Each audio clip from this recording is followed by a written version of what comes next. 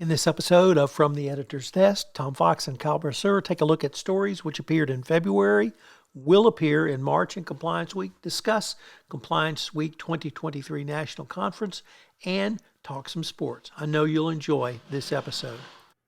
Hello.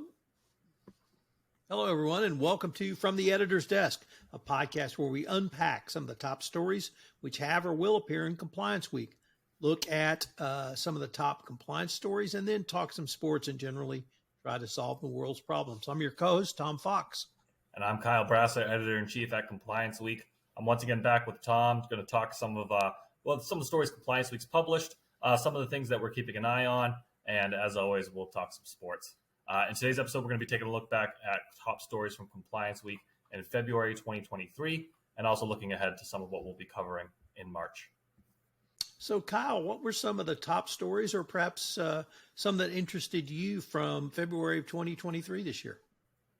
Yeah, so right now we're kind of in the heat of annual report season for those firms with financial years that end at the same time as the calendar year.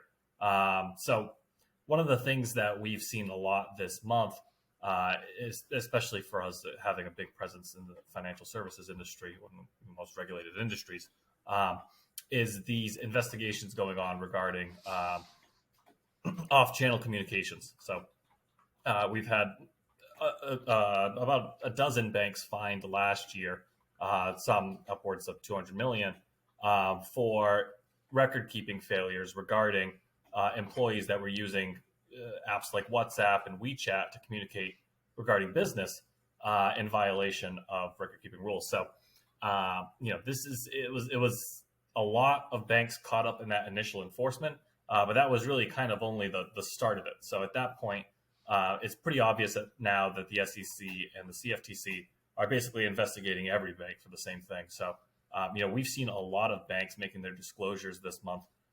Societe Generale is one, Wells Fargo is another, saying that they're currently under investigation by the SEC or CFTC. Some banks, HSBC, saying they've already reached agreements in principle to settle potential violations. So, this is something where it's not really going to be going away anytime soon. It's really kind of that the enforcement spree last year was the first salvo. And I think it's pretty clear that we can expect a lot more to come, at least over the course of this next year. I think at this point, the message is pretty clear regarding where the SEC and CFTC stands in this area. But interesting to us to see so many of these large banks kind of backpedaling, and also the way that they've been responding. Some of the reports about Morgan Stanley and JP Morgan and some of these other banks that are fining their employees that led to the violations is really interesting.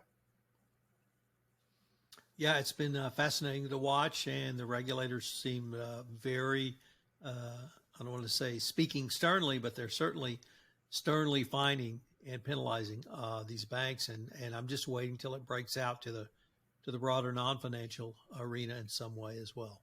Yeah, and to take things non-financial as well, because obviously we cater to multiple industries in our coverage.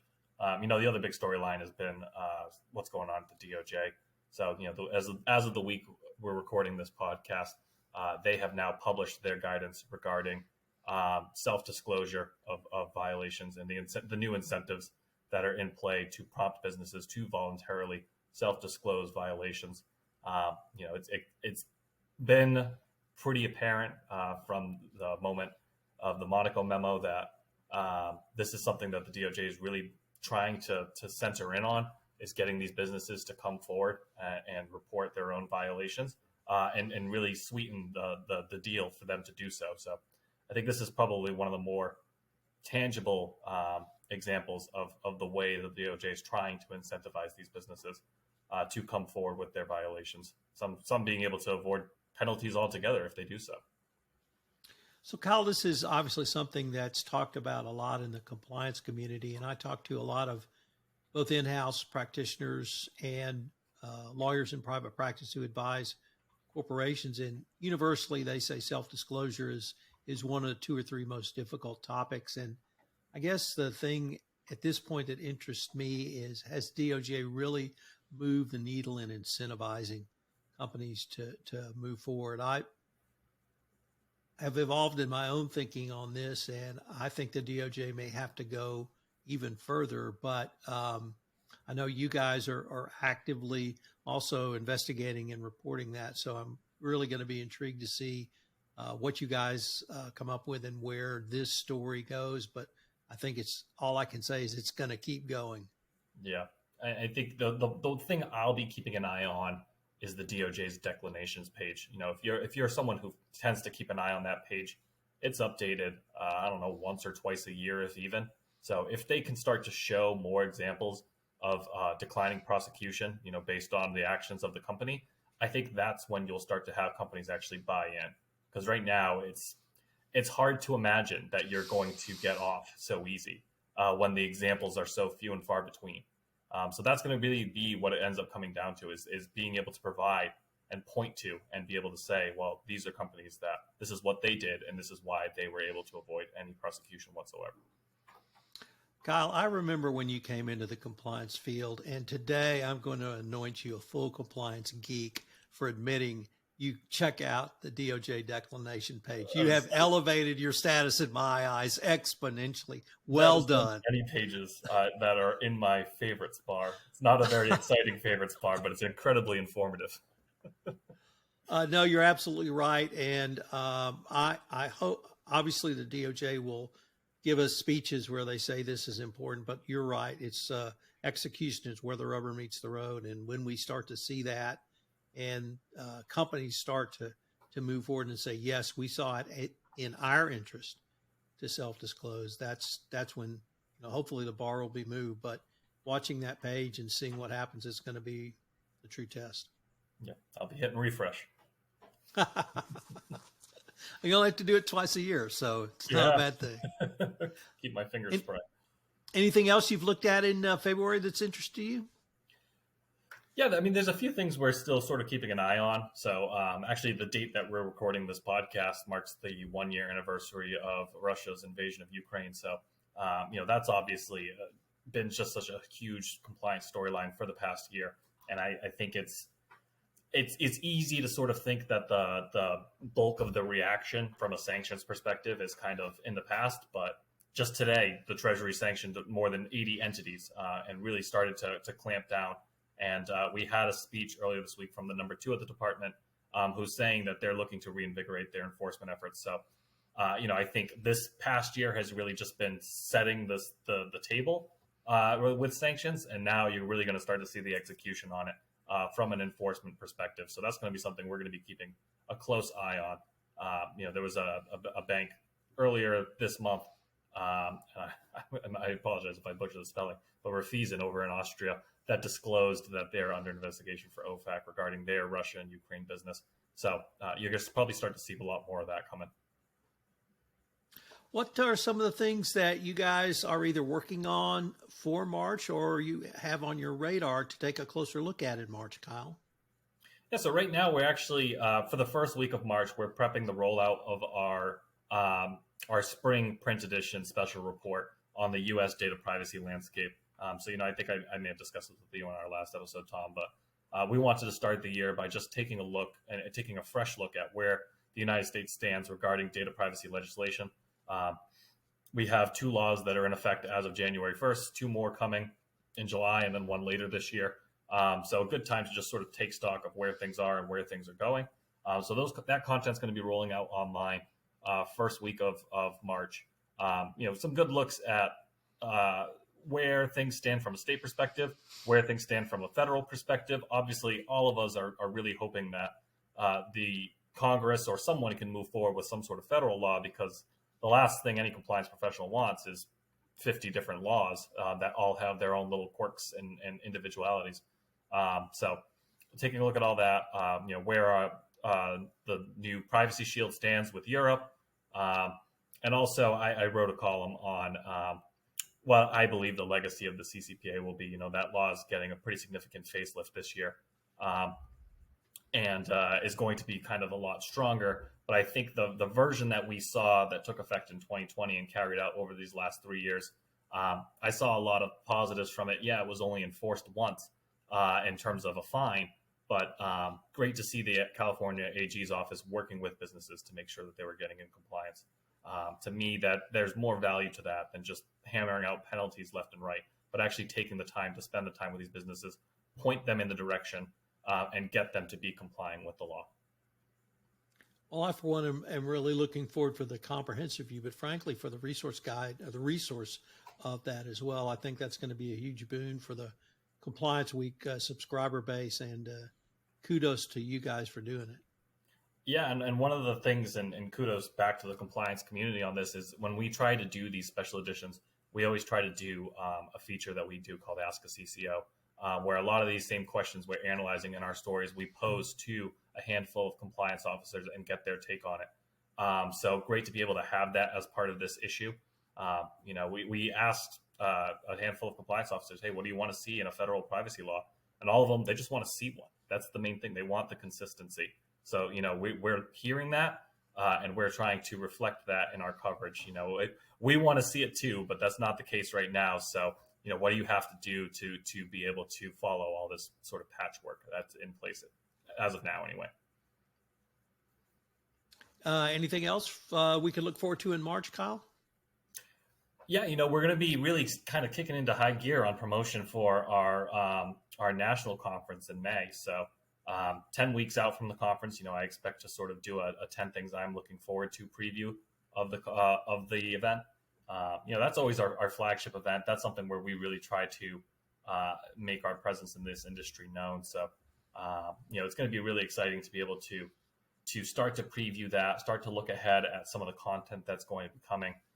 But also hopefully soon we'll be shoring up some of the regulator presence at the event. Last year, we were able to have Kenneth Fleet there from the DOJ. We had Hester Peirce and Allison Heron-Lee from the SEC. So this year, we're sort of trying to strike that same regulator presence. I do believe at this point we were able to secure someone from the more of the customs, border, and commerce side, to be able to speak to the UFLPA, if I'm not mistaken. So just trying to get different perspectives in there, but hear from the regulators and really be able to provide some strong feedback for our audience. Kyle, I was on a podcast last week where I can't remember who the guest was, but he said, Tom, we were both at the Kenneth Fleet speech at Compliance Week 2022. So people were still citing to that speech and his remarks and the importance of those remarks for the compliance community. So having those regulators there is hugely significant and hugely important as well. Any keynotes you could maybe give us a tease of? Yeah, I could certainly start to speak through some of it. And actually, we have the preliminary agenda out online as well. So if you go to the Compliance Week website and click on the events dropdown, you can access that and start to get an idea of how it's shaping up. One of the people we will have there is, I do believe he was involved with the Netflix documentary on Bernie Madoff that recently aired. And so he's going to be able to speak to that a little bit. And he's going to do so with an expert on corporate bystandership. So obviously the Bernie Madoff story is very well known, but we're going to be talking more to the situation from the perspective of who were the people that kind of allowed it to happen. Because obviously that there's a lot of value for compliance professionals in that to understand how these things happen, and not just from the person who's committing the actions, but the people around it that enable that. So that's going to be a really exciting keynote. We do also have, we always try to inject some more soft skills kind of keynotes into our conference as well. Just something that can be a little bit more relatable from a human perspective. Last year we did have an expert on leadership and being able to take care of yourself in addition to taking care of your business and your employees. So this year, I do believe we have a couple folks that will be able to speak from the psychosocial side. That's always a really big draw for our audience, especially the senior leaders that we're able to attract. A lot of the chief compliance officers that are there, they've got a pretty good grip on their compliance program, but they can learn a lot from more of just the soft skills side and speaking to some of the human element of the role, especially in terms of managing their own workloads, but also just trying to be mindful of their employees. These are not easy jobs. They're big lifts, and it's important to remember everyone's human. So it'd be exciting to have some of those sessions as well, just to kind of balance things out. It can't all be regulation. So the sports news over the past There we go. month. I had three things for us. We had some kind of significant events, I think, in all three sports. And we're going to start with the Super Bowl, which ended the NFL season. And what wanted to maybe get your thoughts on the Super Bowl itself, not really the wrap up of the NFL season, but, what did Kyle the fan see in that, other than the Patriots weren't in it? Yeah, I know, right? And that's music to the ears of the rest of the country, anyway. I always love a game that's competitive. I don't think, if every Super Bowl was like the year the Broncos got absolutely blown out by the Seahawks, there would just be no fun. So I love the fact that the game ended up coming down to the wire. Coming from New England, we do love a game that ends in a field goal, because we've come out on the positive side of that more often than many other organizations. So, to be able to have it come down to the wire there, I think is always interesting. But it's also always there's the human element. It's always so attractive when it comes to sports, and being able to see these normal people do sort of superhuman things. And that's what I think we saw with Patrick Mahomes this year. He basically limped off into halftime and was able to lead a comeback in the second half. I mean, that's just captivating TV right there. And even if you're not a sports fan, there's a lot that you can certainly just be interested in. It's very cinematic, I suppose. But as a fan of sports and just an observer, again, I'm just happy that we got an interesting one, as opposed to just blowout or anything like that. It certainly was a lot of fun. It was certainly some great offensive football. I'm a full self-absorbed geek, and I was always a defensive back, so come from the defensive side of the ball, and I'm always interested in that. And in this game, I saw something I see, unfortunately, too often, which is great teams that make college playoff games or the Super Bowl, they basically go with those that brung them. And whatever their defense was, whatever their strategy was, that's what they bring. And unfortunately, they don't tend to make adjustments. And I saw Philadelphia, who had one of the top defenses in the league with a great front four, find they couldn't reach Mahomes. They couldn't pressure him, and they certainly couldn't sack him. And in a regular game, you'd say, okay, well, we're going to amp up the pressure in the second half. We're going to start doing some blitzes, do some stunts, do something. And they didn't do any of that really till the last drive or two. And so that really intrigued me about Philadelphia. The flip side to that was I never thought the Kansas City offensive line, which has been skewered this year, would play the way they did. I don't know what they did. I'm not an offensive line guru enough to know what they were doing. But with them giving Mahomes the time they gave him, that was one of the great performances I've seen, only exceeded by Jalen Hurts, who 3 years ago I would never have said could have led a team to the Super Bowl with his passing. And so one of my favorite lines from Tony Romo is, you have to give great players the opportunities to make great plays. And that's the other thing I saw. Both quarterbacks gave their top players opportunities to make great plays. And I disagreed with, I still don't know what a catch is.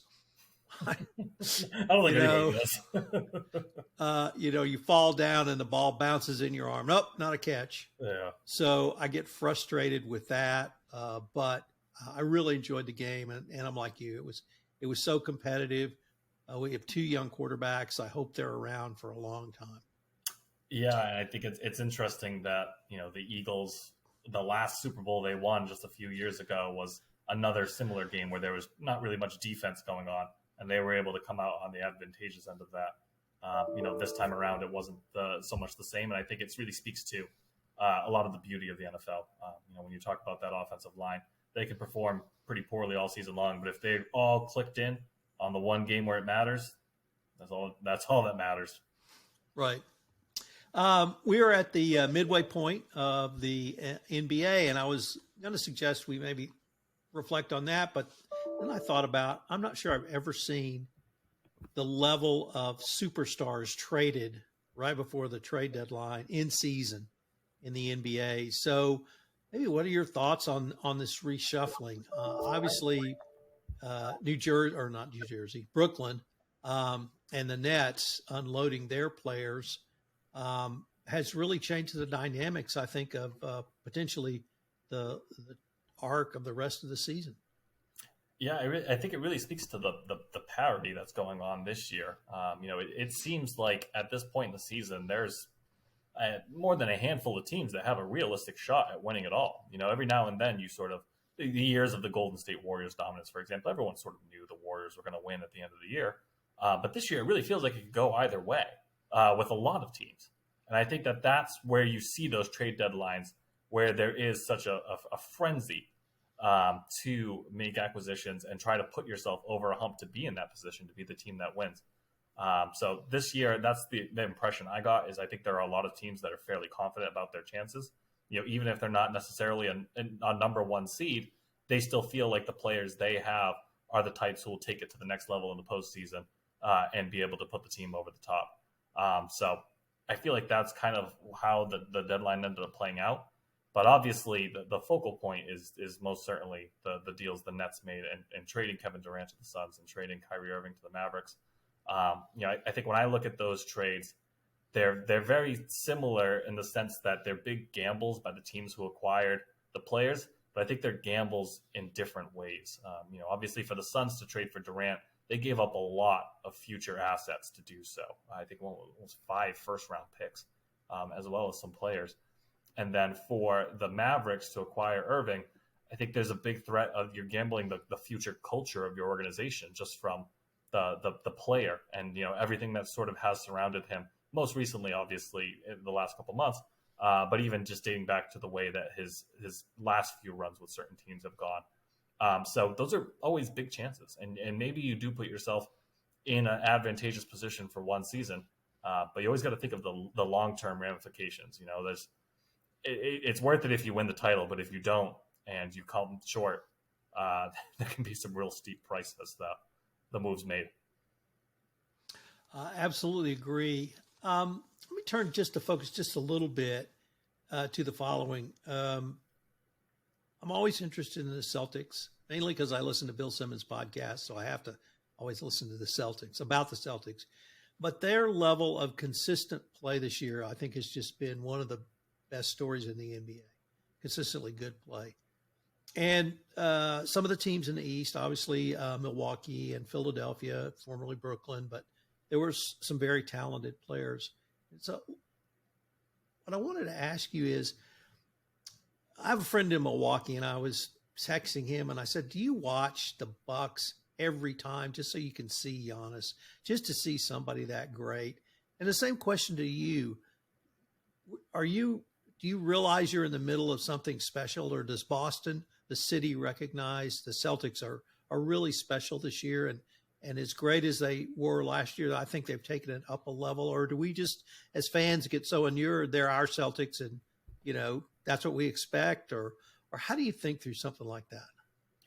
Boston is a tough egg to crack with that type of question. And it's not so much just the fact that, the city's priorities are all over the place sports-wise, but it's as good as the Celtics have been. The Bruins are doing the same exact thing in the NHL and are on pace for maybe potentially a record-breaking season in terms of success. So I think it's easy to get distracted and to not think so much about what's going on, but I think it's certainly starting to click. You mentioned with Giannis and kind of realizing in the moment that you're watching something special. I think this is the season that we're really starting to see that with Jason Tatum with the Celtics. And I think that is what's going to resonate with fans. When the Celtics were in the Big Three era in the early 2000s or early 2010s, that the Celtics always were drawing attention and being caught in the eye just because of the star power of the Paul Pierce and Kevin Garnett and Ray Allen. But now we're getting back to that same point with the Jason Tatum. And that's where I think people really start to realize what they have. in the team and how spoiled they are, from a fan perspective. But this is a city that loves its hockey just as much. It loves its baseball, although the Red Sox are maybe not in the best position this year, and loves its football. So it's hard to put all your eggs in one basket. It's a good position to be in when you have 4 teams that can be competitive each year and could certainly captivate any fan. Well, and that brings us to Major League Baseball. And I absolutely love spring training. The wonder and awe that I felt as a little boy in spring training, I still feel. The internal hope that my team will win, which was a lot of hope back then for the Astros. I still feel that now. I count down the days till pitchers and catchers report. And the younger, newer players that come up that may not have either been in the big leagues before or really young people that you're going to see at some point. I always love that they're focused on and they get attention in spring training. What, if anything, do you enjoy? Back when you were doing the beat, did you attend spring training, and what does that mean from sort of your perspective? Yeah, I went down to spring training once back when I was working for ESPN, and I did so not necessarily in an official ESPN capacity. I was actually down there to visit some friends of mine who worked for the Red Sox at the time, but was able to sort of leverage my fact working for ESPN to get a press pass and be there as a member of the press. That's such a crucial time as a beat writer is spring training, because when the games actually start, everything's very saturated from a media perspective. There's just so many other beat writers there. There's TV reporters, national writers, everything like that. And so it's really hard to establish any sort of one-on-one connection with these players. Whereas spring training is very different. There's only so many outlets that are willing to send someone down to Florida for a month and a half and be able to foot that bill. I mean, realistically. So you can take that time and really build for yourself the relationships that you're going to need to take your content to the next level during the season. That's just so critical as a beat writer. You have maybe 6 or 7 other people who are looking at the same exact thing you're looking at. So how are you going to summarize and describe it in a way that is unique and is going to bring that reader back to you as opposed to your 6 or other 7 competitors? This is something we have to do at Compliance Week as well. One of the main things we try to leverage is we always write with the chief compliance officer in mind, because we know there really aren't any other major news outlets that do exactly that. So that's how we're able to be unique and have that sort of value proposition of, okay, I know this piece is written with me in mind. So when you're approaching anything from a beat writer perspective, that's always the thought process is, what can I do to make this unique and to make this stand out among the rest? And spring training is just such a huge difference maker in that regard, because you're able to go up to these people and talk to them as people and build that relationship. And then you can leverage that relationship throughout the season. Or with these younger players, it's the same exact thing. Get them familiar with you, get them to understand, the work that you're going to put together. It's just crucial to any sort of beat writing layout for the whole season. One other thing I've always loved about spring training is, once upon a time I had some in-laws in St. Petersburg, Florida, and the Cardinals had their spring training facility there, and they would actually send younger players out into the community to have dinner or meet, have coffee, and just in a very informal manner meet the fans. And that engendered a lot of great publicity for the Cards, but it also really helped, I think, those players understand, we're just regular folks, but we love baseball. And to be able to have that opportunity to have that connection really helped foster a love of the teams and the individual players. It's so informal down there.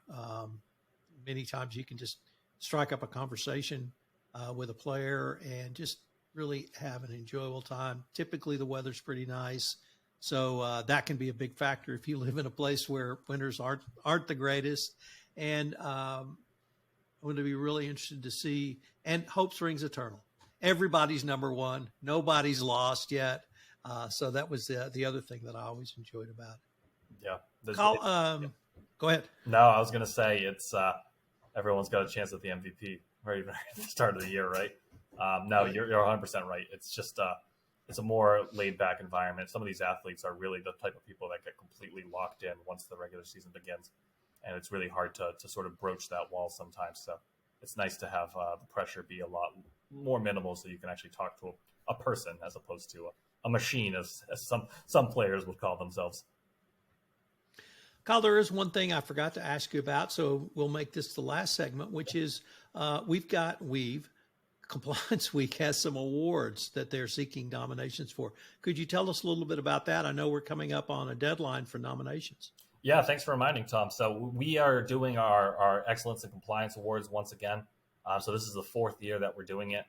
We previously used to do a series that was called Top Minds, where we would highlight 12 individuals in the compliance profession.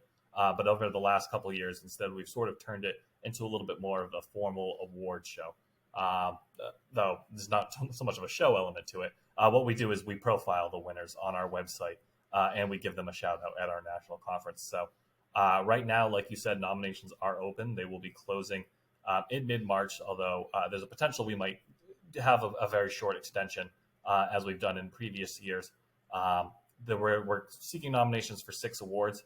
It's Chief Compliance Officer or Chief Ethics and Compliance Officer of the Year, Compliance Innovator of the Year, Compliance Mentor, Rising Star in Compliance, Compliance Program of the Year, and Lifetime Achievement in Compliance. Certainly, if you're a listener and you have a colleague that you would like to nominate, please do. For us, this is just a great opportunity to just hear more compliance stories and spotlight some of these individuals and the hard work that they're doing. One of the things we're always looking for is why this year? Why is this the year that this person deserves to win? So we've had some really strong stories we've been able to tell, especially over the last couple of years with everything that's been going on globally with the pandemic. It's been really easy to point out some of these compliance officers that have done just great work under these less than favorable conditions. So thank you for acknowledging that, Tom. It's something we take a lot of pride in, especially from myself and speaking from the editorial side of Compliance Week. I love being able to just tell compliance stories and just be able to say, hey, this is how someone else is doing the same job you're doing, and maybe you can take something out of it. And I would just echo that, and I would add that this is, if you have someone this is your opportunity for you personally to get involved in a way to honor them. This is the set of awards for compliance professionals.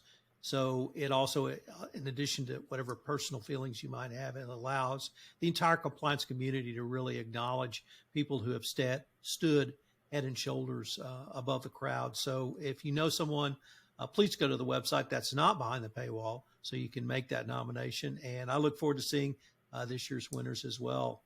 Well, Kyle, unfortunately, we're near the end of our time, but I am Tom Fox, your co-host. And thanks again for having me, Tom. Always a pleasure. Thank you for listening to this episode of From the Editor's Desk. I'm pleased to announce that listeners to this podcast will receive a $200 discount to Compliance Week 2023. Use the code TF-200. Thanks again for listening. We look forward to visiting with you again.